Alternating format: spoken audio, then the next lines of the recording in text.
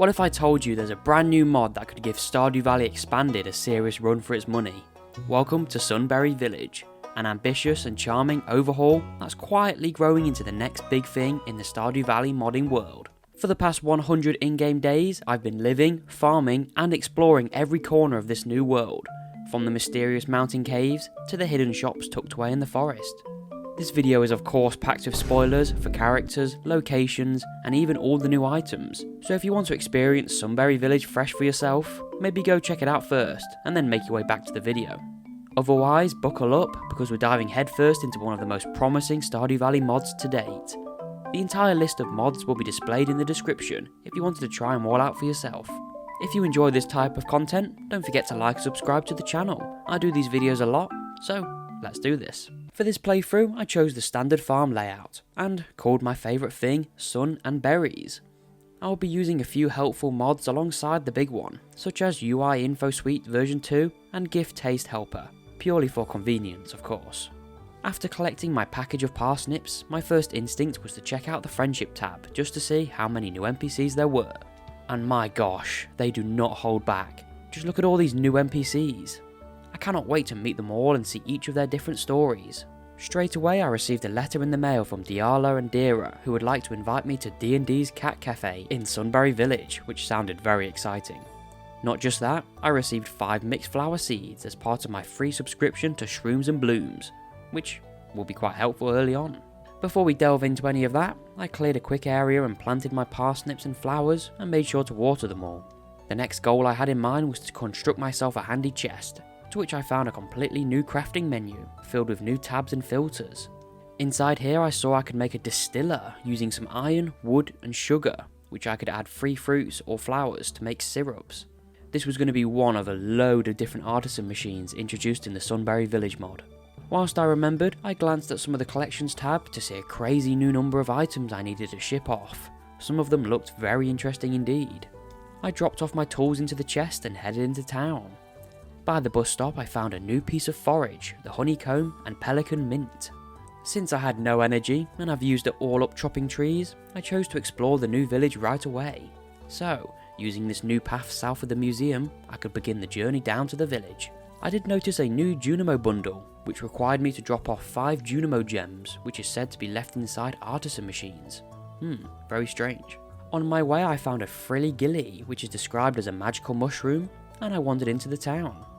I entered the first house I could see and met up with Mai Young and tells her that her husband is the blacksmith here, but not Clint, thank God, but his name is Silas. I checked out the Sunberry library and met with Elias, and then to this very nice looking clothes store to meet Eman and Ezra, and then Jonghyuk, who is, anyway, I also stumbled upon a Twilight Feather, which is described to be used as currency during the Twilight Festival, which sounded very exciting and I cannot wait for it. Inside the Cat Cafe, I met with Diala and Dira, who both seemed like very funny new characters, and I would hopefully hear from them very soon. Since I hadn't bought any crops just yet, I could visit Ari's store and buy myself some kale seeds. I'm not sure if the prices here are cheaper than back home, so back on the farm I made sure to plant all the new crops and water them. Since my energy was just so low, I went around clearing some fibres and planting the more mixed seeds I could find. Annoyingly, I did accidentally waste all of my energy, which means I wake up the next morning with even less. Day 2 began with a letter from Mom giving me the crafting recipe for the produce packer, which I can, package my crops apparently, to presumably sell for much more than they already do. Although the crafting recipe was fairly expensive for me right now, so I'll have to make a note of it and come back to it. Of course, after watering my crops, I went down to the beach, and on my way I found a wild strawberry seed, and collected my bamboo pole from Willy. On the beach I found a fern isle olive, and I saw Jonghyuk, anyway, in typical day 2 fashion, I took a chest up to the mountain lake to fish for the entire day, making sure to pass out at 2 AM. Overnight I reached level 1 foraging and level 2 fishing. I'm greeted by Clint today, who gave me the blueprints for the furnace. At Willy's, I sold all my fish from yesterday and headed to the river to try and catch myself a catfish, which didn't end up taking too long. On the way up to the mountain lake, I found my second Twilight Feather and handed Robin a smallmouth bass and herring she had requested. The entire rest of day 3 was spent fishing in the river, coming away with a load of new fish, and overnight reaching level 3 fishing. Day 4 was E-Man's birthday, but of course I don't have any love gifts at the moment. In the mail I received 5 wild strawberries in this beautiful looking letter. After watering my crops, I made my way back to Sunberry Village to find E-Man and hand her a daffodil. On my exit, I bumped into a very fancy looking woman called Wildflour, and lived in the alchemist's house south of the village. I decided to give the place a visit to see she had a mouse friend called Rose, who was very nervous around townsfolk, and wasn't too happy to see me. She told me that she'll explain everything in a few days. Whilst I was here, I checked out the shop to see a whole load of new items, such as flowers, bakery mix, chocolate, all costing that same Junimo gem currency. Then I was straight back to fishing at the mountain lake until late, when I saw a guy called Sterling who wasn't feeling too well after having a few too many at the saloon. Overnight I reached level 2 foraging and level 4 fishing. Day 5, Marnie's at my door with a dog who had been wandering around the farm, who I chose to adopt. How fitting, I chose to name her Berry. Today was the day my parsnips were ready, which I kept for energy inside the mines. After some light fishing in the river to wrap up a special order, I went straight to the mines for copper and other resources. After reaching floor 5, I returned back to the surface, to Demetrius, and he handed me my first prize ticket. At the end of the day, I reached floor 15 with a load of copper, which I smelted overnight. I did also reach level 1 farming going into day 6, which started by receiving another letter, which told me all about the different types of forage I can find around the town, and also some pancakes. After watering the crops, I made myself a scarecrow and went around some bushes collecting some more wild strawberries. I was shown around the abandoned community centre today by Mayor Lewis, and I made sure to read the Junimo plaque to begin starting bundles as soon as possible. Since I had the gold and copper, I chose to spend it all on upgrading my pickaxe to copper, and I did some light fishing at the docks, and I took my first prize ticket I collected yesterday to the prize machine inside Mayor Lewis's house to collect 12 carrot seeds. And I wrapped up the day doing more fishing in the ocean, and overnight I managed to get to level 5 fishing, allowing all the fish I have to sell for 25% more. I had a load more crops to water today, and I also had some potatoes, as well as some mixed seeds and kale. Inside the Cindersap forest, I found a forest lavender. I also saw Silas charge his way through some fibre bushes, which was quite funny. I sold all the kale I had to Pierre's and bought 25 more. Before I planted them, I did remember to visit the Wizard's Tower to help me understand the language of the Junimo, which unlocks the bundles. Back on the farm, I planted them all and watered them all, although this was going to require a lot of energy from me for the next week or so. Inside the community centre, I completed the spring foraging bundle, unlocking even more bundles, and as a reward I received 30 spring seeds. I chose to store them in my chests for now, with the hopes of turning them into tea saplings later down the line. The rest of day 7 was spent back at the mountain lake, continuing to fish for more gold, and for that fishing XP of course. So the new week starts with a lot more watering to do, and also some blue jazzes ready to collect, which I added to the tulips I also collected a few nights ago. Inside the mail, I got a letter from Mia inviting me over for a chat sometime, and she even sent me some bear pancakes. I mean, just come on, look how cute they are. Clint had my pickaxe ready to collect today, which I could now test out inside the mines. It was a tough mining session, but I managed to make it all the way down to floor 36 before passing out with over 89 copper and over 100 stone. Overnight, I reached level 1 combat and level 2 mining. It was raining today and I saw that I had a giant carrot grown on the farm, which was just incredibly cool to see. This mod really is the next best thing.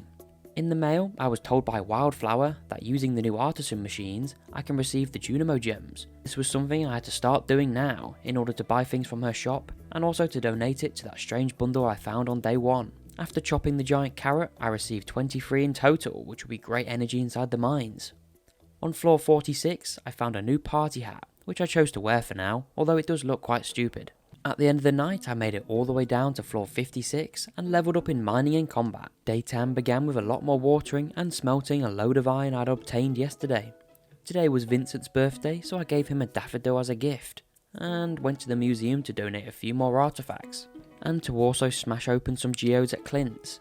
After donating even more artifacts, I received 9 cauliflower seeds as a reward, and then some melon seeds. I've been so busy the past few days, I hadn't had the time nor energy to clear out some of the debris around the farm, and since it was an unlucky day today, I chose to spend some time doing that, while smelting ores in the process. I also began the planting of some oak trees which I could use to start tapping a bit later into the season, and planted a coffee bean I'd found from a dust sprite. I chose to ship off the spring seeds right now, and the next morning it put me on over 2,000 gold. So here we are on day 11, which after watering my vast amounts of kale, I took to the Cindersap forest to pick up Robin's lost axe, alongside some spring onions that were growing down here. Before returning it to her, I stopped at Pierre's to purchase the backpack upgrade alongside a green bean starter for the community centre. As a reward for returning her lost axe, Robin gave me some gold. And in typical Tom fashion, I yet again spent another day at the mountain lake trying to reach level 6 fishing. I would need as much gold as possible in order to buy a load of strawberries from the egg festival. There was another reason why I really wanted to level up my fishing so much early on. Pause the video and try and guess why. After receiving my second prize ticket from a special order, I saw Mr. Key inside his plane dropping mystery boxes all over town. These would be extremely useful for the early game, and I did reach level 6 fishing overnight. I was back to watering the kale, and by the looks of them, tomorrow I'll have a load more gold to spend. On my way over to the mines, I found that some bushes had tea leaves on them, and I found the strangest thing ever inside the mines, a strange mushroom circle, which I just had to enter.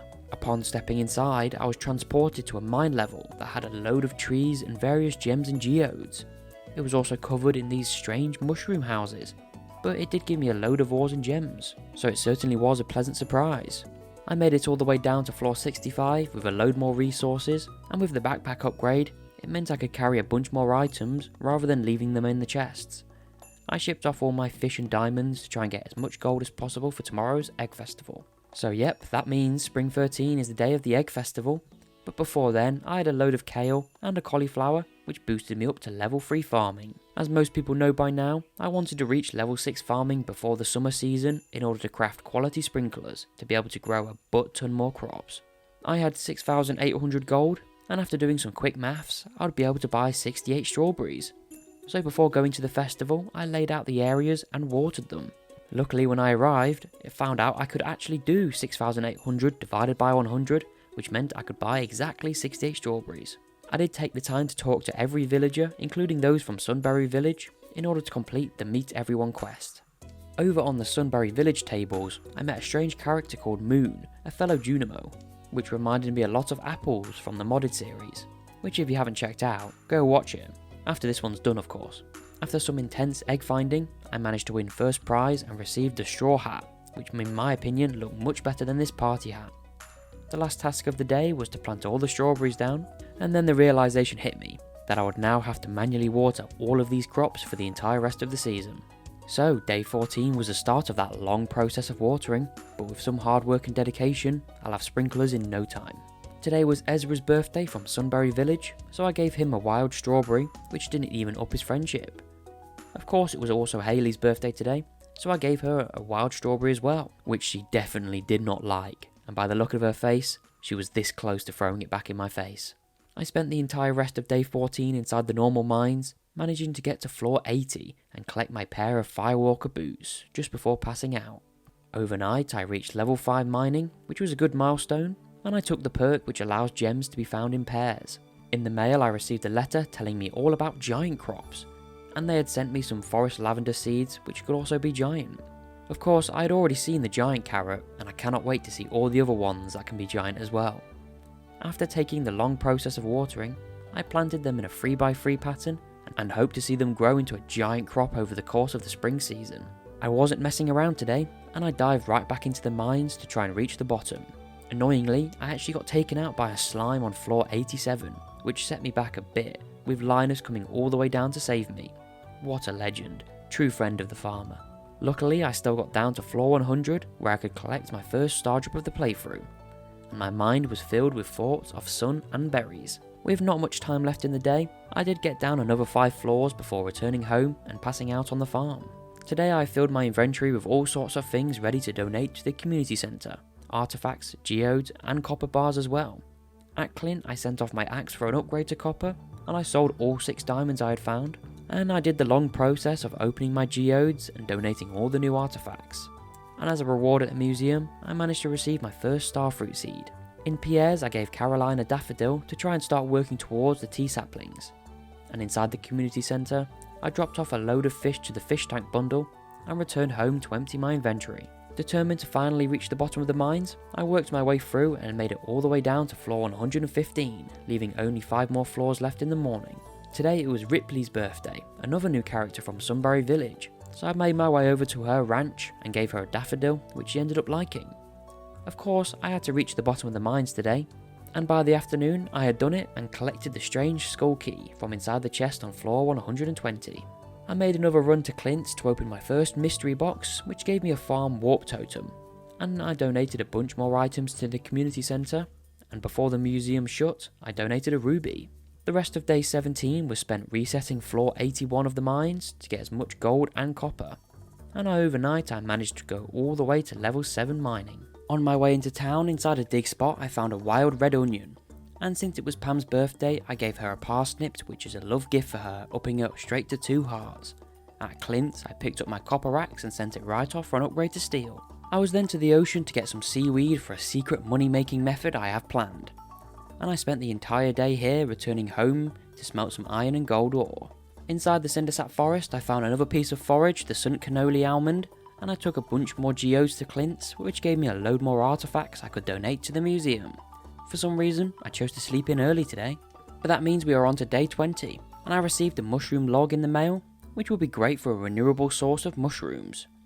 My steel axe was finally ready, which will now give me access to the secret woods, which wasn't any different than normal, but it meant I could cast my rod into the lake and catch the wood skip, needed for the specialty fish bundle.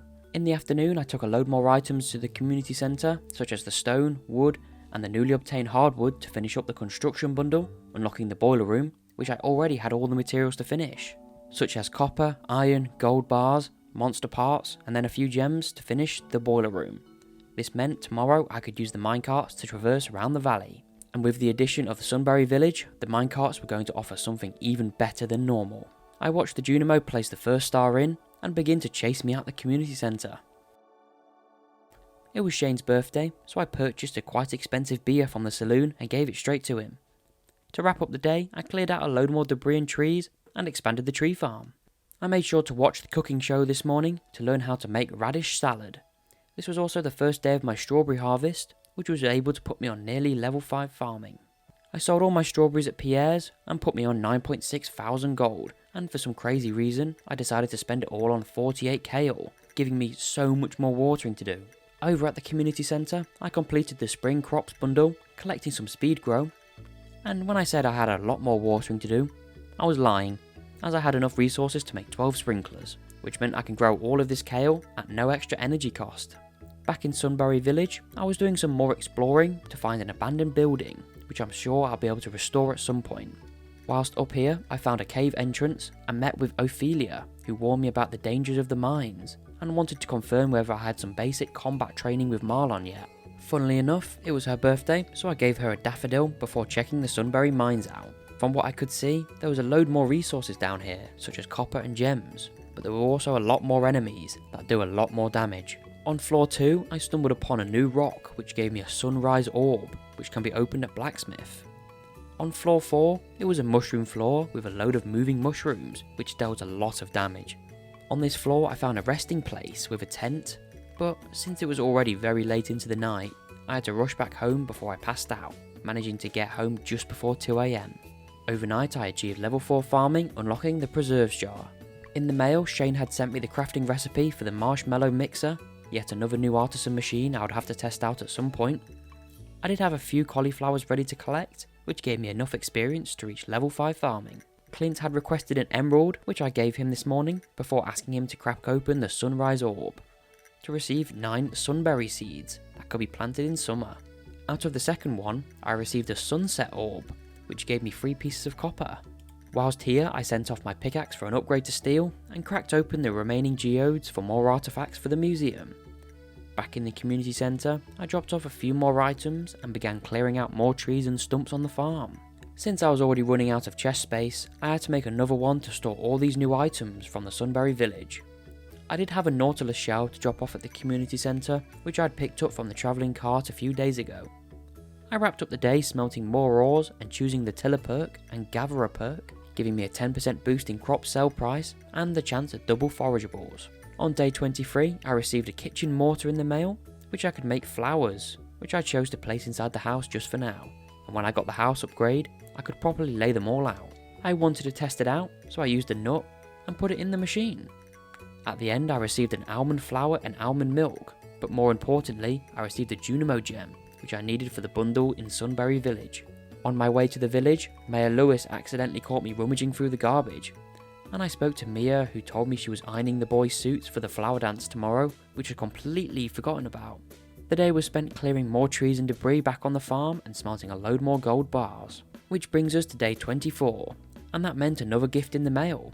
This time, it told me that I could take 3 of any fruit to make a fruit sapling inside the seed maker, which was actually going to be quite a handy thing I can do, as you can usually only get the seed maker from level 9 farming, and here we are getting one for free in the mail.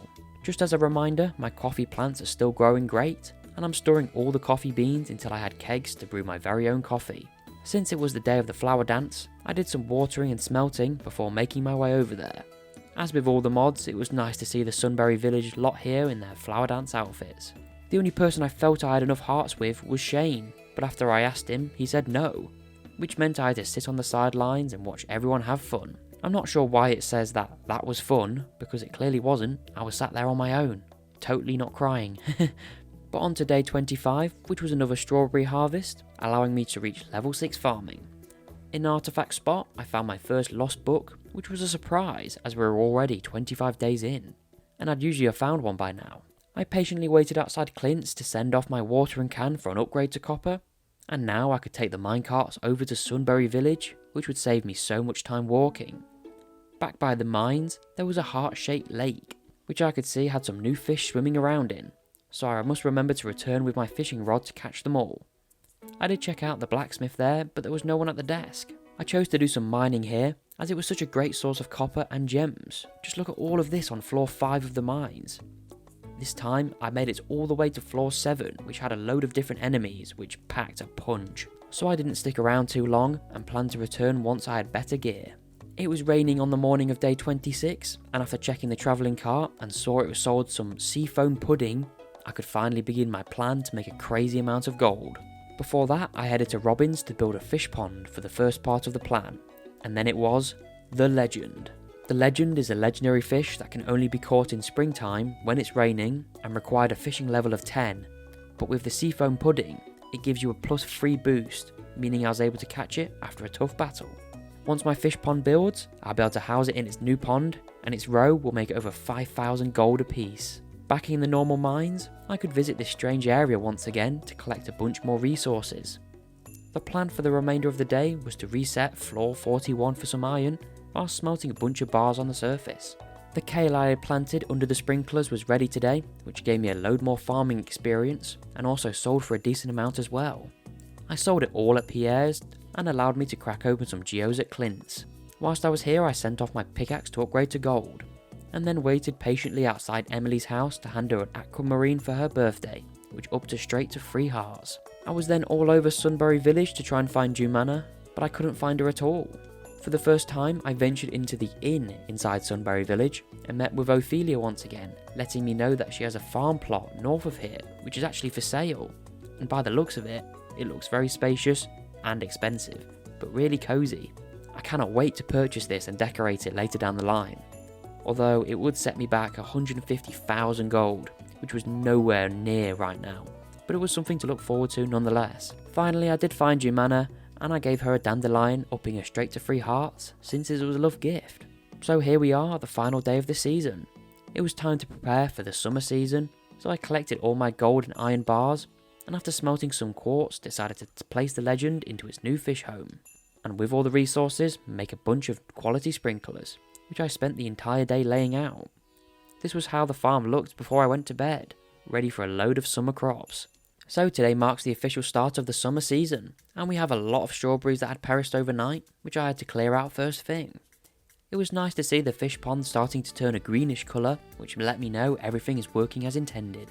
I then began the long process of hoeing the entire fields ready for a butt-ton of crops, and I purchased every single crop for the summer season, with the vast majority of my funds going on to melon seeds, which I promptly replanted on my return home. I took to the ocean to do some fishing, and since the new season was here, many new fish are in the waters, such as tuna and red mullets. The entire day was spent here, and in the evening I made a trip up to the community centre to drop some fish off. Day 30 started with what seems like my 100th gift in the mail, a tropical curry and 5 more sunberry seeds. I had a bunch more coffee to harvest, and it was nice to see all my crops were doing quite well. At Pierre's I bought 34 more melon seeds and picked up my pickaxe from Clint. I could now use the old sprinklers to plant even more melons, and I took to clear out some more debris around the farm, and chose to add some paths around the crops.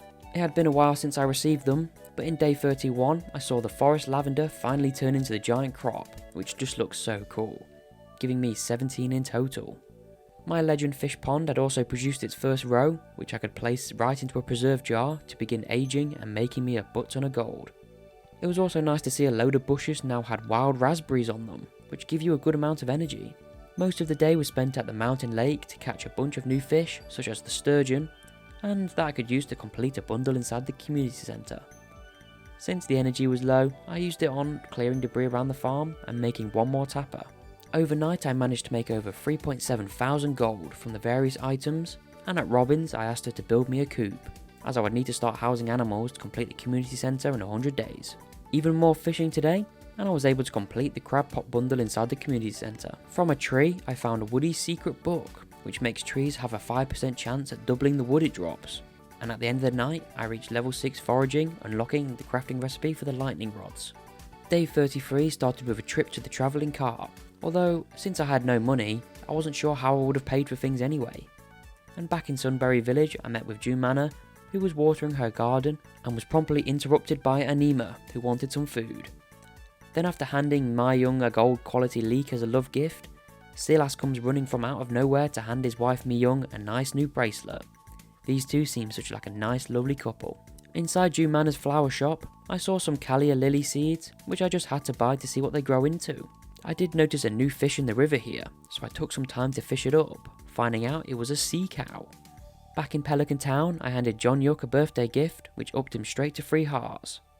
Summer had been around for a while now, and I just finally had found the summer forageables to take off another bundle inside the community centre. Since I had some summer spangles as a gift, I made sure to hand Caroline one to try and get her to 2 hearts of friendship. The next morning I received a letter from Jonghyuk, who invited me to come to Sunberry Saturdays later on tonight. I also got a fishy looking one from someone in Sunberry who wanted to compile a compendium of all the different fish I can find in Sunberry Village, and would like me to meet in the library when I can. And finally, Mia had sent me a nice pink lemonade that just looks so tasty. Before I forgot, I dropped off a hot pepper at the community centre, and at Pierre's I could sell my first legend roe for 5,000 gold, which was really good as my main money maker this playthrough. At Clint's I sent off my hoe to an upgrade to copper, and checked out the fish book from Elias in the Sunberry library, and most of them are blanked and would be something I have to complete before the end of the series. Since I had fishing in my head, I fished at the heart-shaped lake and caught the bonbon fish and the nargle fish, which I could take to show Elias, which he'll add to the book. In the southern area of Sunberry, I did some light exploration and found a huge wooded area which led all over the valley. In the deep woods, I saw Jonghyuk having a quick dancing session and with an anime style reaction. Gosh, he's just so cool. Back in the village, I could attend Sunberry Saturdays, which is a big barbecue where the town comes together and celebrates, which was quite nice. Jonghyuk was cooking and yeah.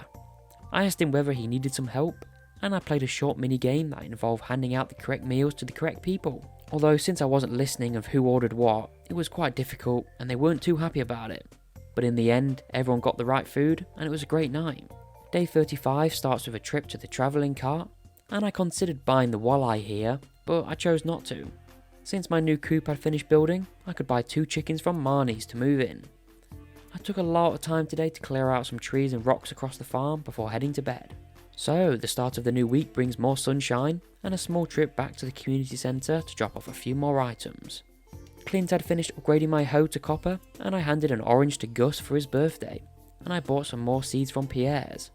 And after planting them, I used up all my energy clearing out the farm. Day 37 started with a load of flowers and also another batch of Legend Row, which will sell for another 5,000 gold. The bookseller was here today, so I thought I'd give his stocks a quick look. Whilst I was here, I'd made my way behind it to collect the hidden prize ticket. At Pierre's I sold the row and handed Caroline another summer spangle, reaching 2 hearts of friendship with her. So that meant on a sunny day she would show me around her tea room. I also met Ripley today, who was just so ripped. And inside Melos' house, he was meeting with Ophelia to sort out some paperwork. And of course Mayor Lewis is not organised, so that was going to be a while. Not just that, he was also talking with Wren, who was fixing his sink, and had a very smart conversation about business tax. Using the prize machine, I received 10 mixed seeds, and I asked Robin to build me a barn to house bigger animals such as cows and goats. Whilst I had all my wood with me, I chose to use 300 pieces of it to repair the bridge on the beach in order to access the rock pools, but also so I could try and catch the summer legendary fish, the crimson fish. Although this one was just so tough, so I chose to head back home and craft some trapper bobbers, and at 7 PM I finally caught it. Day 38 I reached level 7 farming and foraging and received some garden variety seeds from Gus, and a lot more coffee, which I was still saving until I could craft kegs. The fish pond now was producing so much roe, I had to make another preserve jar in order to keep up. Today was Maru's birthday, and after a long wait outside her bedroom like a creep, I gave her a battery pack. And then I noticed something out of place, a strange axe that hadn't been here before. So I interacted with it, and it transported me to yet another strange place. This time it was filled with hardwood stumps. After chopping them all down, I managed to get over 150 pieces of it. And then another one by the mountain warp statue. I interacted with this sign and was taken to a weed-filled area with a beautiful statue in the centre. I really can't wait to find more of these hidden areas later down the line. I was still struggling with storage space, so I made up 4 more chests and shipped off any items I didn't need to keep. And in the evening, I completed the exotic foraging bundle and donated a maple syrup to the chef's bundle. Day 39 I received the crafting recipe for the tea kettle, yet another artisan machine. My chickens had produced their first 2 eggs, and also the sunberry plants was ready to harvest, giving me a load of them. Of course summer 11 was the day of the luau, and just something about Ripley in a tank top does something for me. Anyway, I dropped a tuna into the soup which everyone loved. So that brings us to day 40, which I had 3 more legend roe, each giving me 5,000 gold apiece. I had a few more items to drop off at the museum, receiving a rare crow as a reward. Hayley had requested a handsome guy to give her an iron bar, which she was so happy to receive. I took some resources to make myself a kitchen blender, which I could place fruit into to make smoothies. In the morning I collected a salmonberry smoothie which I placed in there last night, and also it made me receive my second Junimo gem. Summer 13 also marked the day my melons were ready to harvest, and after harvesting and collecting another batch of legend roe, I headed over to Robin's to build another fish pond to place my crimson fish into. But before then, I had a cutscene with Demetrius, basically telling me to stay away from Maru, and of course I just had to expose him right then and there. Why is Robin even with this guy? It should have been me. At Pierre's I sold most of my melons and bought the final backpack upgrade for 10,000 gold, which was a worthy investment. And before I shipped them all off, I donated 5-star gold ones to the community centre, and 1 normal one of course. I did check out the Sunberry Village store to buy a load of wheat seeds, which I planned to plant on and off until the end of the season.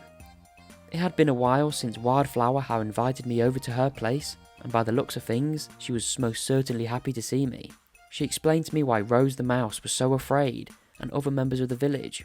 It was because Morris threw her and her brother out of the Jojo Mart and threw cans at them, calling them mean names, leaving Rose to be scared of everyone apart from Wildflour. I couldn't stay long and chat, as Rose had returned, so I just had to quickly sneak out. In the river, I caught myself an emerald snapper, which I remembered to show Elias inside the library in order for him to add it to the fishing compendium. After planting some wheat seeds, I took to the Cindersap forest to chop down all the trees I could. Day 42 was different than most, as it was the annual Green Rain event, and what better way to celebrate than a pink cake in the mail. However, there was still crops to harvest such as blueberries and sunberries, and after reaching level 8 farming, I made up 5 kegs and filled them with melons to turn into that juicy melon wine. As with every time the Green Rain event appears, I spent most of it collecting as much fibres as I could, and collected more smoothies, getting me to 4 Junimo gems. 1 more to go, and I'll be able to complete the strange bundle I found on day 1. There was a load more trees grown on the farm since the Green Rain event, so I used up all the remaining time to chop them down. And overnight, my legend roe had made me 15,000 gold. Day 43 started with a trip to the community centre to drop off a few more items, such as the corn, tomato, and sunflower. It was Sterling's birthday today, so I gave him a sunflower, upping him to 3 hearts, and he was certainly happy to see that. Since I now had the 5 Junimo gems, I could donate them to this bundle, and was told to return tomorrow to see what had happened. I did have some time to have a quick coffee with Ophelia this morning, as we spoke about how life is running the inn. It was also Silas's birthday, and I gave him a void essence, and finally gave Lani a sunflower for her birthday.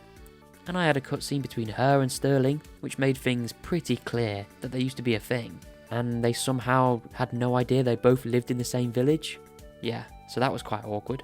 Back on the farm, I added more fruit to the smoothie maker, and I did a lot more sorting out inside the chests. Up at the Sunberry Mountains, I found a pixie's breath, and did a lot more mining for copper and more. I was also interested in seeing how far I can get down in these mines, although the monsters down here just hit incredibly hard, so I had to choose to leave and chop down more trees on the farm. Overnight, I reached level 5 combat and chose Fighter, making all attacks deal 10% more damage than normal. Day 44, we start out the day with my usual chores of filling the smoothie makers and collecting more coffee. We had a lot more flowers ready today, and since my new fish pond was ready, I placed the crimson fish straight into it. Up at Robin's, I commissioned her to build me a big barn. And at Clint's, I sent off my axe for an upgrade to gold. And I had a strange conversation with Lani inside Pierre's, where she told me she actually likes him. Each to their own, I suppose? Since I was running low on iron, I took to the normal mines to get some, which is what I spent the entire day doing. Day 45, I learnt how to make pancakes, and I had a bunch of new crops ready, such as the coffee and wheat, saving me so much gold on spending it on hay. Over in Sunberry, I purchased a load more wheat seeds and patiently waited outside Blake's room to give him a sunflower, which he loved. It was the first time I had returned since donating the 5 Junimo gems, which I could now see was replaced with a flowery archway, which once I entered, showed a load more bundles I had to complete in order to unlock stalls. Some were a lot easier, like this flower one, and others were a lot more complicated, such as the artisan one. From a geode at Clint's, I actually got 4 duck eggs, which I could use to incubate my own ducks, saving me so much time and gold back on the farm. I really wanted to try and complete these new bundles, and it turned out the Florian shop bundle, I had enough to finish it. But before then, it was Sam's birthday, so I made sure to head to the saloon, buy a pizza, and give it to him. And then I could donate all the items, and I was told yet again to return tomorrow. In the evening, I noticed the fish pond had changed to a pinkish-reddish colour. Day 46 was more of the same, harvesting crops and the crimson fish roe, which I placed right into more preserve jars.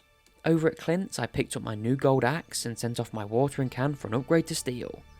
Checking back at the bundles, I saw a nice rabbit that I had moved into the stall, and would sell a bunch of new flower variants, for Junimo gems of course. I didn't purchase any for now, but this store will be useful later on for gifts. Back on the farm, I looted the farm cave for the first time, and I saw Shane and Sterling practically passing out on the floor after a day of heavy drinking. To be honest, ever since I saw Sterling come out of the saloon all them nights ago, I knew these two were going to be the best of friends. At Marnie's, I purchased 2 goats for 4,000 gold apiece to add to my newly constructed big barn. Day 47 starts with a load of crops and a trip to the travelling cart to purchase myself an apple sapling for a slightly cheaper price, I think. Today was Demetrius's birthday, so I gave him a gold quality strawberry, which upped him straight to 4 hearts. And then I met with Sam on the beach, who tried to comfort Vincent about his father Kent, who was over with the army. I still needed to catch the pufferfish for the specialty fish bundle, so I made sure to get it today and drop it straight off at the community centre. Since I still remembered, I went to floor 20 of the normal mines to catch the ghost fish, which I could also drop at the community centre. And the remainder of the day was spent chopping trees, and in the evening I made up 5 more kegs which I could start brewing all the coffee beans I'd saved for days. It's raining on day 48, and I had a load of coffee ready, as well as some summer forageables. I patiently waited outside Clint's to pick up my steel watering can and opened a single mystery box whilst I was here. I was in desperate need for some clay, so I tried my luck at clay farming, which I couldn't figure out for the life of me, and eventually I just chose to hoe the entire beach for some, and return home in the afternoon to sleep. Day 49, the rain had still not gone away, but I was up to 10 Junimo gems, and learnt how to make the Mackie roll. The kegs were full of coffee and melon wine, and I replaced them with a full set of coffee beans. The aged crimson fish roe was complete, which doesn't sell for as much as the legend roe does, but would still be a great way to make some gold. At the travelling cart it sold a truffle, which I picked up, as well as a rare seed for the upcoming fall season. I had a load of community centre items to drop off today, and I managed to complete the field research bundle, and once again cleared out more trees across the farm. And before I went to bed, I refilled the kegs with even more coffee. So this officially marks the halfway stage of the video. If you're enjoying it, a like and subscribe will be greatly appreciated, and it continues to allow me to work on more videos just like this one. But without further delay, let's just get straight back into it. Day 50 is the final week in the summer season, and luckily the rain had passed and we had still a lot to do. We have coffee to collect and crops to harvest. After completing my daily chores, I went to Robin to build myself a silo, which meant I could start clearing out the grass on the farm without wasting it. More tree chopping and a short trip to Clint's to open a mystery box was how I spent the day, before Caroline showed me around her tea room, showing me a very strange cutscene to say the least. Of course, after seeing the cutscene with Caroline, she had sent me the crafting recipe for the tea sapling. And over at Clint's, I sent off my hoe for an upgrade to steel. And I also gave Demetrius a melon he had requested, and then handed Pierre a radish he requested, and then finally giving Lani some quality fertilizer. From the prize machine, I received 3 mystery boxes that I opened at Clint's to get nothing. To finish out the day, I was back to the strange area inside the mines, and then I was to reset floor 41 for more iron. Day 52, I reached level 9 mining, which unlocked the crafting recipe for the crystallarium, and I made a lot more summer seeds using the summer forage. In the end, I could make 120 tea saplings. That'll put me on certainly good money. It was Willie's birthday today, so I have a shiny diamond for him, and I shipped off the tea saplings. Since my new silo was fully built, I could now scythe all the grass on the farm to turn it into more hay for my animals. Day 53, I was up to 16 Junimo gems, and in the mail, Demetrius had sent me the frozen treat machine that I could use to make ice creams of all sorts of variety. After harvesting my crops and preserving more roe, I went to Robin's to purchase the big coop. The bookseller was back in town, but just below it I noticed a new berry basket, which when I clicked on it, transported me to a clearing in the woods covered in berry bushes. Just look how many there were. And after satisfyingly harvesting them all, it put me on 114 wild raspberries. God, I love these areas. At the bookseller, I traded in book for 20 hardwood, and I chose to save my gold for tool upgrades for now. And at Clint's, I did just that. I picked up my steel hoe and sent off my watering can for an upgrade to gold. I also did open up a load more geodes I had saved up, and donated the artifact straight to the museum. George had requested a hot pepper, which before the evening I made sure he had. Day 54, the rain was back, and I had some blueberries and sunberries to collect, alongside some more aged roe. At the travelling cart, I purchased another rare seed, as well as an iridium bar. It was Diala's birthday, and inside the cat cafe, I gave her a sunflower, which she loved, and then back on the farm, I made a single iridium quality sprinkler, and 9 more kegs. I chose to remove all the stone paths, and would hope to build new ones before the end of the season. So day 55 was the penultimate day of the season, and I received an invitation to come for some coffee with Diala, which was quite nice. But first, at Robin's I chose to spend some gold on a house upgrade, which will give me enough room for all my new artisan machines, and would also be the perfect place to turn my coffees into triple shot espressos. At Clint's I picked up my new gold watering can and find yet another twilight feather. Most of today was spent creating the new sprinkler layout on the farm, as well as finding more room for some kegs to go. So, day 56 is the final day of the summer, and I did learn how to make bread via the cooking show, and at the travelling cart I purchased some honey for the artisan bundle, and also a piece of cloth, which I could use to complete the bundle and receive a free keg. Back at D&D's cat cafe, I met with Diala, where we chatted all about planets, and had a coffee and bonded over it, although she did seem a bit too interested in planets. Of course, in the evening it was the dance of the moonlight jellies, and so let's just enjoy it.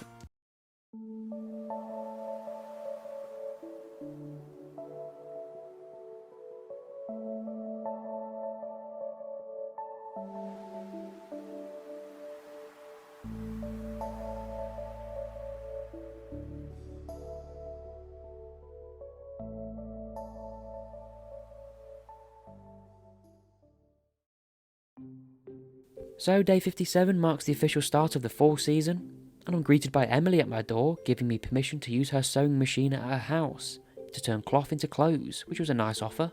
But we have lots of dead crops to clear out, ready for a new fresh set. At Pierre's I purchased a few variety of each of the fall seeds, and spent most of my gold on pumpkins and cranberries. Of course, the long process of hoeing the land and planting it took most of the day away, but I was able to get it all done before the night was over. The next morning I was awoken by a much larger house and bed, letting me know that Robin had finished the house upgrade overnight. This also meant I could now make 28 triple shot espressos, and in the mail I received 8 Royal Anomi seeds from June Manor, which was quite nice, before stumbling into town to see the new special orders board. This time I took the community cleanup from Linus, which tasked me to fish up 20 pieces of trash. Before I began doing that, I caught the walleye and tiger trout in the river and handed Penny a birthday gift. I could donate these 2 fish straight to the community centre, completing one of the bundles and receiving 30 deluxe bait as a reward. With every new season in this series, I hope to catch the seasonal legendary. This season was the anglerfish and was probably the easiest one to get, but since I couldn't see it swimming around in the water, I headed to the ocean to try and catch the eel, which was needed for a bundle, which didn't take too long to get, allowing me to donate it before the end of the night. Day 59 starts with a load more aged roe and to catch the anglerfish, which was not a challenge. On my way to the mountains, I found a new piece of forage, the hardy rosemary, and at Robin's, I asked her to build me yet another fish pond. For the rest of the day, it was spent on floor 100 of the normal mines to try and get as much trash as possible. Funnily enough, I also managed to catch the lava eel whilst I was down here, and it's probably one of the best fish I can have for fish ponds. By 4 PM, I had enough trash, which I placed directly into the bin by the railroad to finish the special order. On my way home, I noticed another strange area, this time by the road tunnel, and this area was probably the best of them all. It was covered in fibres, but also had some giant crops growing here, which would give me a load of each random crop, and there was even a giant strawberry, which just looked so cool. Day 60, Lana sent me the crafting recipe for the fibre seeds after completing his special order yesterday, and at Clint's I opened up yet another mystery box and saw Penny helping George with his mail. What was even cooler was in Sunberry Village, they had set up their own special orders board, meaning I had even more stuff to get on with. I chose to take the mushroom slayer from Ophelia, who wanted me to slay 15 of the false mushrooms that were inside the mines a while back.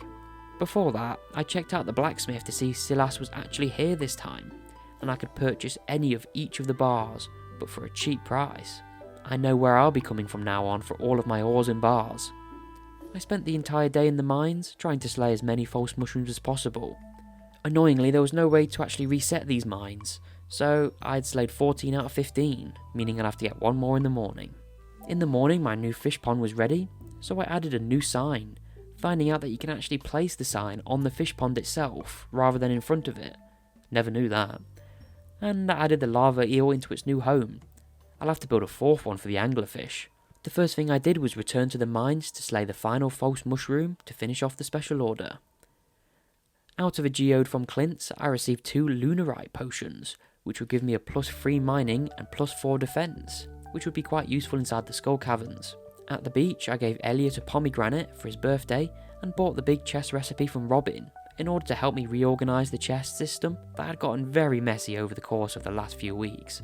I made sure to do one last run to the community centre and hand out items such as the hazelnut for the full foraging bundle, oak resin, fiddlehead fern, mackie roll and eggs to finish off the chef's bundle.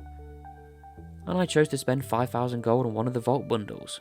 Day 62, I was over at Wren's house who had requested an amethyst, which I gave her first thing this morning.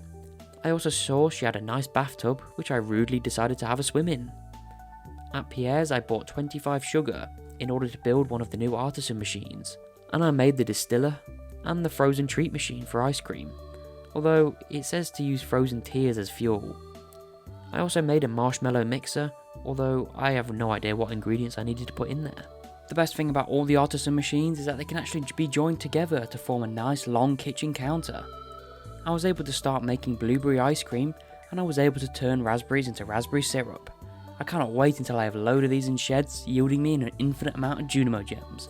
I spent a bit of time doing this today, so I could complete another one of the store bundles in Sunberry, which required 5 rubies, 5 amethysts, and then 10 Junimo gems. Checking out the store, I could see that the flower one had sold new flowers for the season. I'll be interested to see if it sells anything in winter though. To wrap up a pretty productive day, I chopped a load more trees that had grown across the farm. Day 63 starts by learning how to make tortillas, and Elliot sending me 5 hops in the mail, alongside the recipe for the tea processor. Over at Robin's, I had her build me my 4th fish pond, no plans on stopping there. Before that, I did move them around a little bit, they're going to look so good once I was done. Checking out the new shop, was disappointed that it only sold 1 item, the Jojo Mart catalogue. And yet again I'm back to chopping more trees and expanding the stone paths, this time around the fish ponds. I've laid out room for at least 4 more. The next day I had a bunch of wine ready from inside the kegs, and was also the day of the first cranberry harvest, which will give me a nice and steady bit of gold over the course of the season. This was also enough to reach farming level 10, which will prove so important for my fish ponds. Before I sold all the wine, I dropped one at the community centre and sold the rest. After selling them all, it put me on enough gold to finish the vault bundles from inside the community centre, unlocking the bus to the desert in the morning. When picking up Linus's blackberry basket, I noticed that the area was back once again and was filled with more giant crops and forage. The weekly special order from Sunberry Village tasked me to help Wren gather materials, although she wanted seeds and tulips, which I just couldn't get now, because you can only grow tulips in spring, so this would be impossible. Back inside the normal mines, something so lucky and so crazy happened. In the strange mushroom place, where I mined a single iridium node and it dropped my first prismatic shard, meaning when I travel to the desert in the morning, I can get the galaxy sword straight away. The entire rest of the day was spent clearing out more trees in the Cindersap forest to try and reach 100 pieces of wood to complete the special order from Robin. And overnight, I chose the artisan perk, which will make all artisan goods worth 40% more, including my aged roe, meaning the legend roe will probably sell for around 10,000 piece now. Day 65 started with 2 batches of legend roe, which would be a nice injection of cash, and since my new fish pond had finished, I added the angler to its new home. I then waited patiently for Pam to arrive for her first day on the job to take me to the Calico Desert. The first thing I did when I arrived was trade for a bunch of triple shot espressos and spicy eels, before taking my prismatic shard and trading it in for the galaxy sword.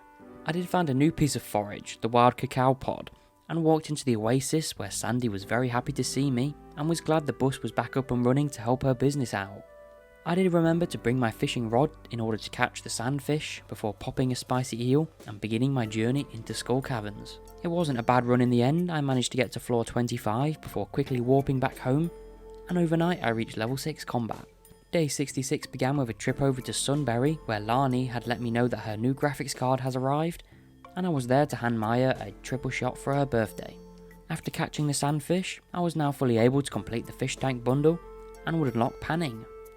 Not just that, but I received a rabbit's foot from a serpent yesterday, which meant I could donate it also. It was also Wren's birthday, who was hard at work fixing things inside the saloon. I once again returned to the giant crop area, where this time I had a cauliflower, pumpkin and a carrot, which was cool. And I also found a magic fruit, the meteor sour cherry. Running low on resources, I spent most of the day inside the caves and returned home to give my lava eels 3 fire cores. Day 67, I watched the Junimos remove the boulder and collected a bunch of yams and roe for my fish ponds. I took the yam, eggplant and pumpkin to the community centre to finish the 4 crops bundle, giving me a beehive. It was Jodie's birthday today, so I gave her a rhubarb pie, which she loved, and returned to the giant crop area once again to get even more crops, and also another magic fruit. Whilst I had the upgraded tools, I made sure to make my way through the hidden area by the blacksmith to get the alleyway buffet book. So on day 68, Robin had sent me the crafting recipe for the stone chest, and I also had the first harvest of the royal anemone and new flower in Sunberry. My production of roe was starting to make me loads of gold. I would need expanding soon. And at the travelling cart, I could purchase a caviar and red cabbage seed, meaning if I keep the pace up, I should be able to complete the community centre within these 100 days. I sold all my items at Pierre's and collected a bunch of animal produce, and then went to Marnie's to buy a milk pail to get some large milk for my goats and cows. I donated all the goods back at the community centre to receive a cheese press, leaving only the 5 gold star quality pumpkins left to donate until I could unlock the greenhouse. Inside the kitchen, I had a look at all the different cooking items I would have to make to achieve perfection later on. And wow, is there a load now. At least it stays interesting. Inside the saloon, me and Elliot had a quick drink and a toast, which made him do a little jig. A while back, Jodie had requested a cauliflower, so I made my way over to the Joja Mart for the first time in 68 days to hand her one. And for some reason, I chose to try and ship a load of items needed for perfection. With the addition of the items of Sunberry, this one was going to take a while. Day 69 started with the crafting recipe for the sugar boiler from Jodie, which can allow me to turn one fruit into candy. I had yet another harvest of my cranberries and some anglerfish roe. Back in Sunberry, I was running around the place and into Wren's home to try and avoid the rain. We had a nice conversation about all the different types of books she reads. The real reason I was here was to buy some bars from the blacksmith, with me spending all my gold buying 30 of each variety, for only around 26,000 gold, which in my opinion isn't even that bad. Even though I finished the fish tank bundle a while ago, I still hadn't picked up my copper pan from Willy, and I made sure to hand Abigail an amethyst for her birthday. Overnight I made 21,000 gold from the cranberries and aged roe, which was quite good. Day 70 was the day of my pumpkin harvest, which was a very satisfying one at that. I did check out the giant crop area once again by the tunnel to receive some melons and carrots, before playing some Journey of the Prairie King with Abigail, and managing to beat the level she was struggling with. But more importantly, back in the community centre, I could drop off 5 gold star quality pumpkins to finish the pantry and unlock the greenhouse. Luckily for me, the travelling cart sold a duck feather. And then I was buying a load of cranberries from Pierre's, where I was interrupted on my return home by someone rushing off the bus who bumped straight into me. He decided to help me up, but after he ran away, I noticed that 1,000 gold was missing from my wallet. He had pickpocketed me, which I just couldn't have, so I chased him into town and searched a load of different buildings for him, until I finally found him in the saloon running up a huge tab on food. I confronted him about it, and he gave me the money back. I chose to pay for the meals he had just bought, but luckily Gus said it was on the house. And then, out of nowhere, the jukebox just blew up and went down. The strange kid decided to fix it up using some very interesting methods. But of course it just made things worse, and it even caught fire, leading to everyone having to be evacuated from the saloon. And it turns out Jonghyuk was the boss of this Spanner kid he refers to. Very weird bunch. Anyway, I could now donate the duck feather to the dye bundle, and return home to plant all the cranberry seeds in place of the pumpkins. Inside Jonghyuk's place, he was speaking with Lani about his new book. But that leads us straight to day 71, which started out by laying out 2 iridium sprinklers inside the greenhouse and planting my red cabbage with some deluxe speed grow. Yet again, I am back to the giant crop area to get even more goodies, and then I took the bus to the Calico Desert to spend all of my gold on over 200 starfruit seeds, which I plan to plant inside the greenhouse. After completing a special order, I could redeem my prize ticket for a new bed, and then back in Sunberry, I had a scene with Maya and Anima where she wants purple hair, but I wouldn't recommend it at that age.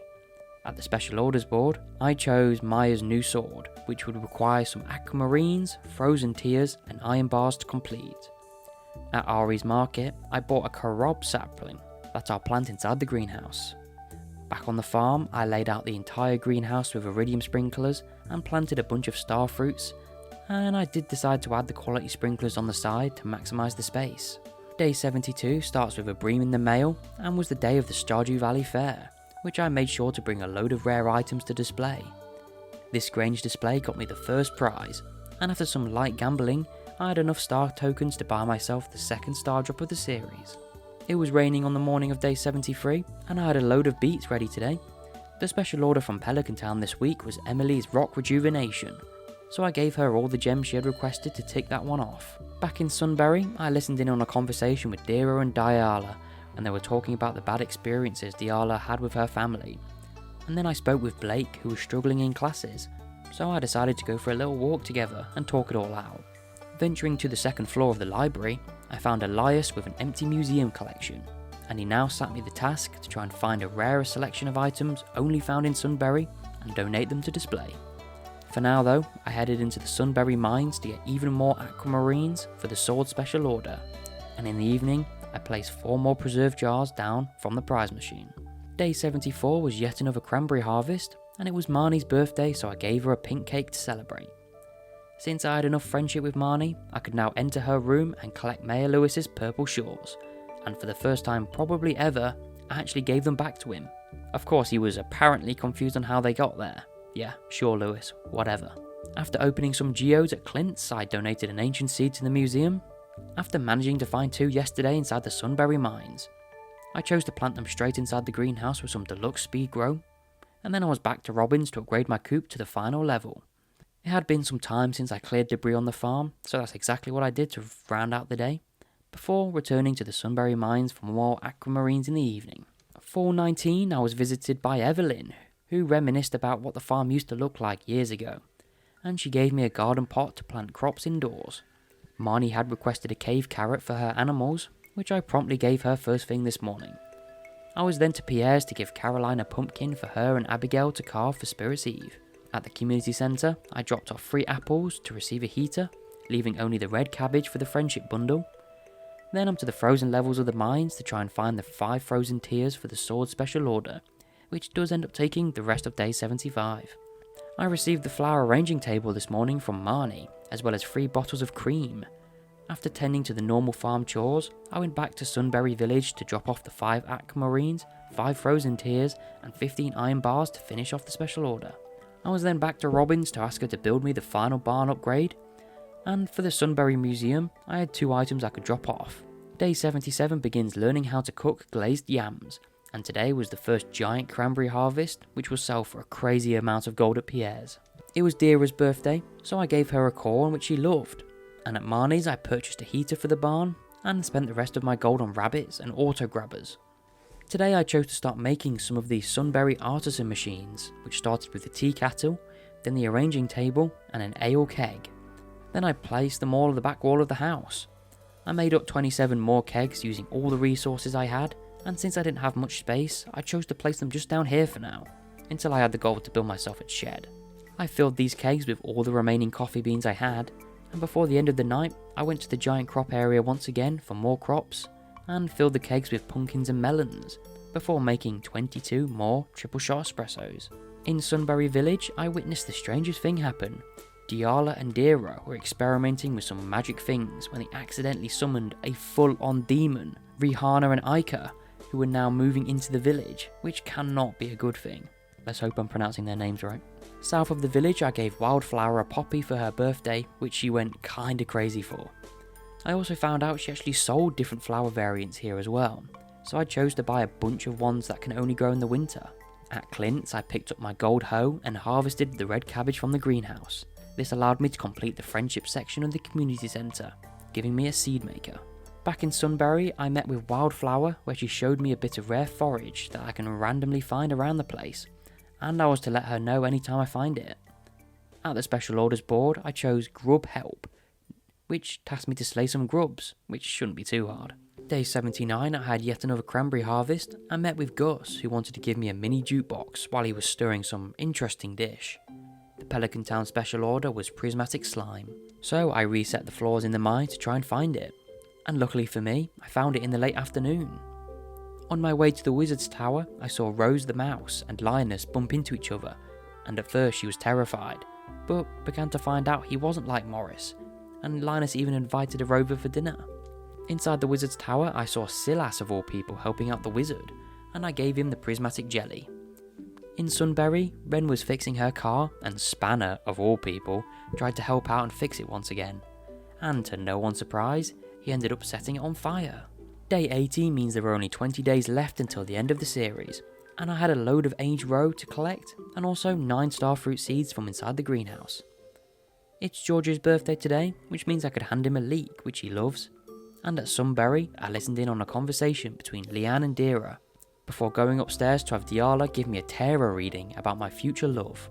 She lets me know that romance is on the way, and I should be getting close to someone, and I should communicate my desire to them, which was certainly a lot, I guess. In the kitchen, the demon woman Rihanna came for some breakfast, which was an awkward encounter to say the least.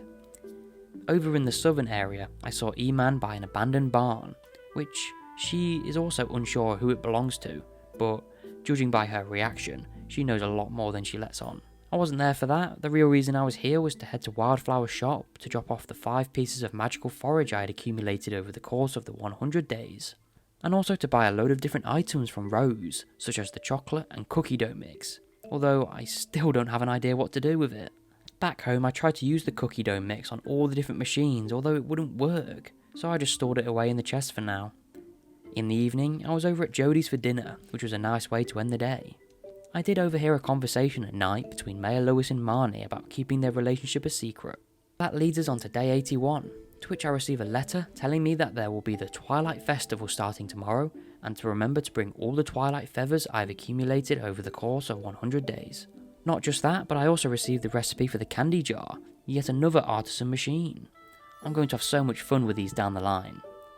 Today my rare seeds had grown into sweet gem berries, which means I could offer one up at the bear statue to collect my 3rd star drop.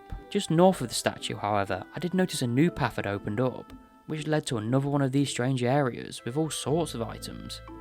This one had a load of different trees and mushroom trees, although they didn't give anything unique when they were dropped down. Day 82, I received the propagation station inside the mail, which was described as being a place where I could craft magical seeds, which sounded interesting. I did have another large batch of cranberries, and also some pumpkin and cauliflower juice from inside the kegs. Since it was the Twilight Festival, I headed to the secret woods to try and find more feathers before it begun.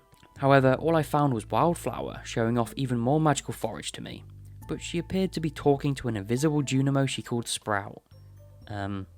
Okay. Upon arriving in Sunberry, I could see all the stores were ready for later on, and in the back room of Wildflower's store, I found the most craziest discovery ever. I could buy crows, which live in the barn and bring useful items such as geodes, animal crackers, and mystery boxes. Can't wait for that. And at 4 PM, I went around all the stores to find out what I could trade my Twilight feathers for. Silas was selling bars for 1 each, which was actually quite good, because it even included iridium bars. Not just that, he even sold tons of popular rings, such as the Burglar's Ring and the Lucky Ring. To be honest, after seeing that, I don't think anyone can top it. And I was right, to be honest.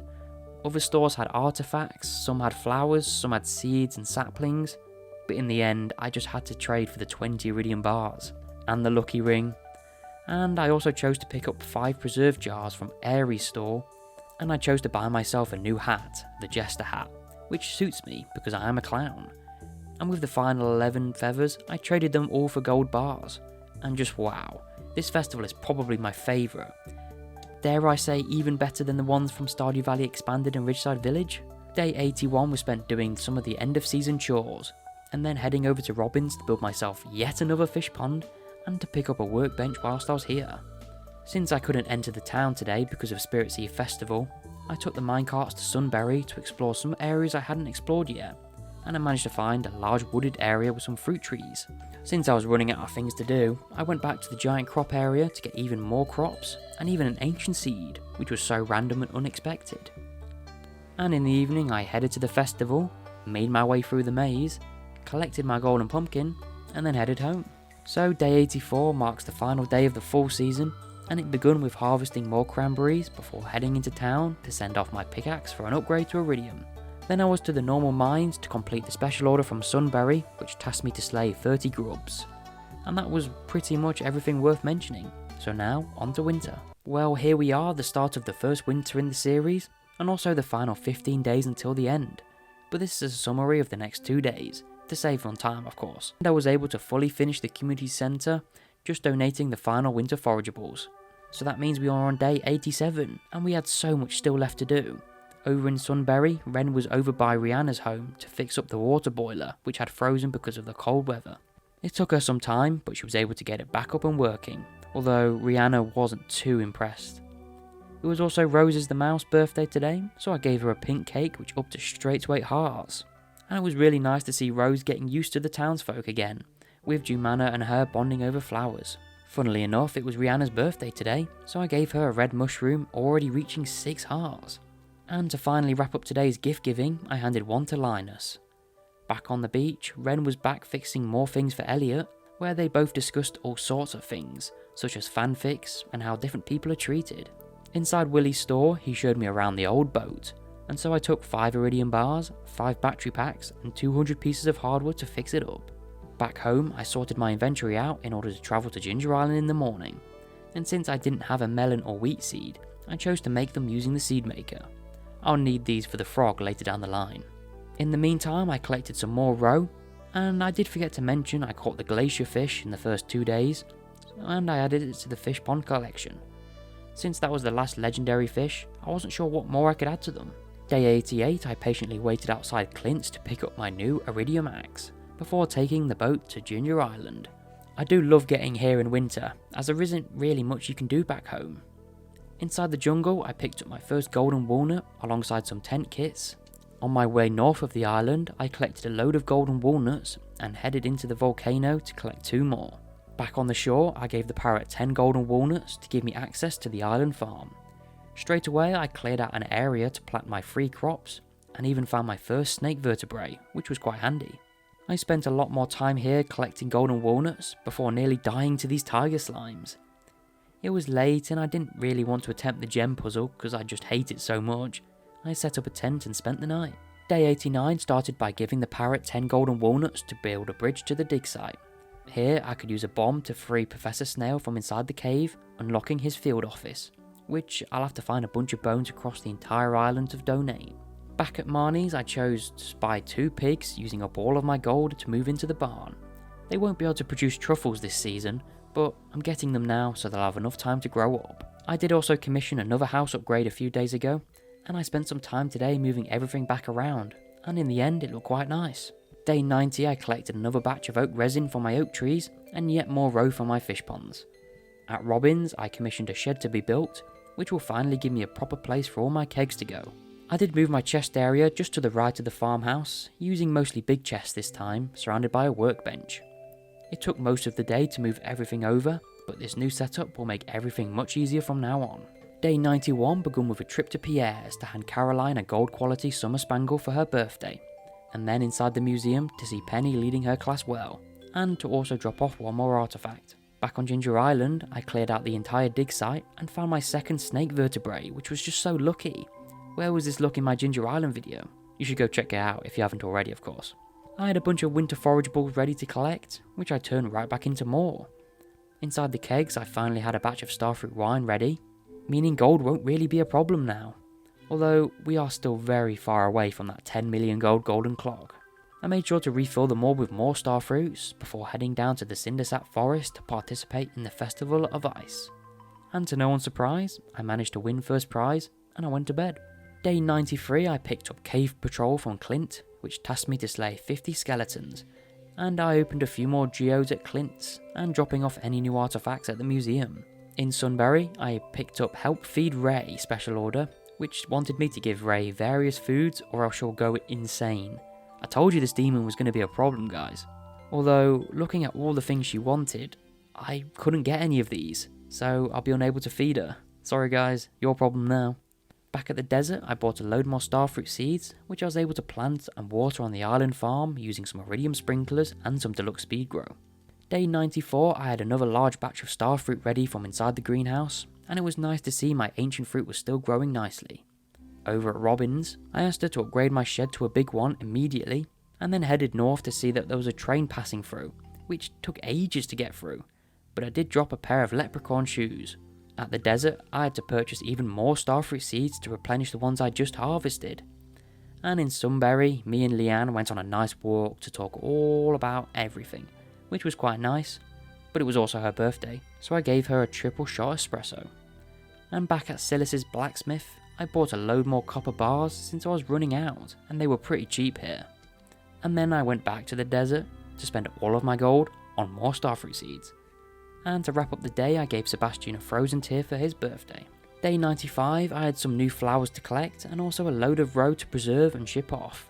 Inside the greenhouse, I had my first ancient fruits harvests, which I could use the seed maker to turn into even more ancient fruit. In the road tunnel, I took a battery pack and placed it into the wall. And then, back inside the giant crop area, I noticed that every time I broke one of these giant crops, I would get a secret note. Here I also found a void egg, which would be more useful than you think.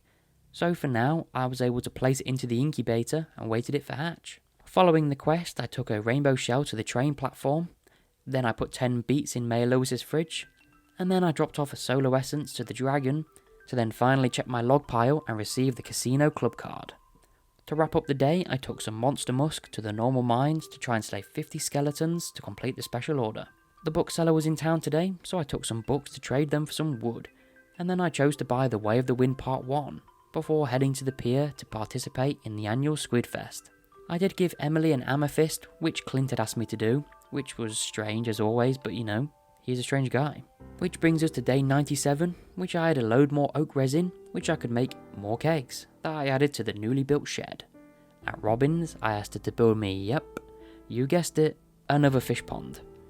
Today was Moon the Junimo's birthday, so I gave Moon a strawberry. I did notice some new fish by the southern area of Sunberry, so I cast my line out to catch the bubbly better and the bark fish. Day 98 I bought some twilight feathers from the travelling cart to save for next year, and went over to Clint's to open more geodes and 7 mystery boxes. It was Harvey's birthday today, so I gave him coffee, which was a love gift, before turning it in for an early night. Day 99 I had a load of winter forageables to harvest, which I turned back into more seeds to plant. before collecting another batch of starfruit wine. This time, I mined all the kegs and moved them into the new shed, nearly filling the whole thing up. After replenishing them with more starfruit, I made sure to add one keg just outside the door so I can see when they're done. Back in Sunberry, I picked up the Dragon Fang special order, which tasked me to collect 3 dragon teeth, which I was not going to do. It was Aicha's birthday, so I gave her a cherry, which she proceeded to eat whole. Winter 15 was also the first day of the travelling market, although it doesn't really sell much too interesting. But I did remember to take the submarine down to the bottom to catch the midnight squid, spookfish and blobfish. Obviously I have plans to put these all in their own fish ponds. Yep, I'm obsessed. So here we are, day 100, and what better way to end it than collecting more roe? I did decide to add the ice pip fish to the fish ponds, as that one was kind of rare I guess. In the evening I checked out the travelling market, and that was it. 100 days inside Sunberry Village. And my gosh, was this such a crazy journey. This is going to be one of the best new mods we've seen in a while. I do this kind of thing all the time, so don't forget to like and subscribe to see more. Leave a comment and tell me what your favourite mod is to use. I hope you have a great day, and until next time, later.